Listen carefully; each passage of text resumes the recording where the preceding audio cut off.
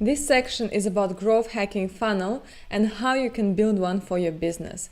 So basically what a funnel is how a user moves towards buying your product. So what are the steps he or she needs to take in order to come to the revenue and to buy your product or service.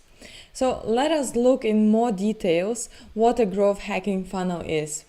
So let us look at the 5 parts out of which growth hacking funnel consists of.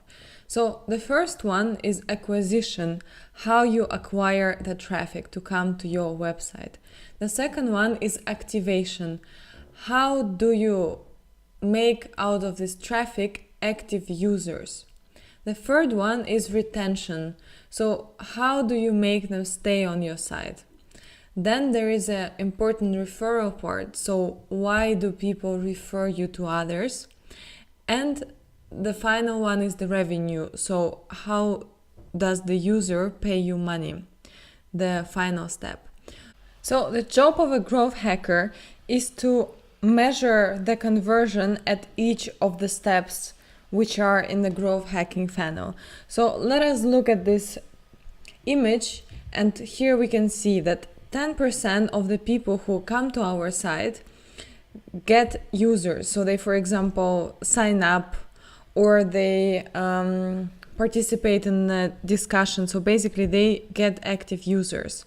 Then another 30% of them stay and they come a second time and a third time and a fourth time because, for example, you send them newsletters or you do anything else to motivate them to come. And only the 30%, so 9 people out of 1,000 will actually pay for your service or for your product. So you need to know, using Google Analytics, what is the percentage and how many people are buying the product out of the one which you acquired.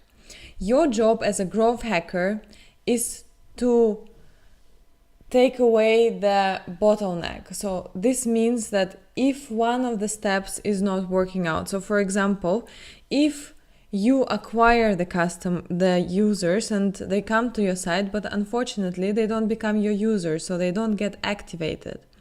You need to see that in your analytics and you need to change something which stops them to becoming a user. Maybe the process of signing up is too difficult. Maybe they don't want to leave their phone number, or you require them to leave something else to register. So you need to identify that and remove that. This is your job as a growth hacker.